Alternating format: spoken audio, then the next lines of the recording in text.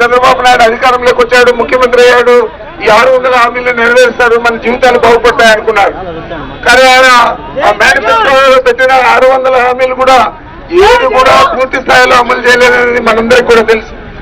ఏదైనా ఒక పెన్షన్ ఇచ్చినా లేదా ఇల్లు ఇచ్చినా దానికి ఒక అడ్డంకి జన్మభూమి కమిటీ, ఆ కమిటీ ద్వారా ఎవరైతే ఆ కమిటీ రికమెండ్ చేస్తారో వాళ్ళకే ఇస్తారు. ఆ కమిటీ సభ్యులు ఎవరు? తెలుగుదేశం పార్టీ వారు.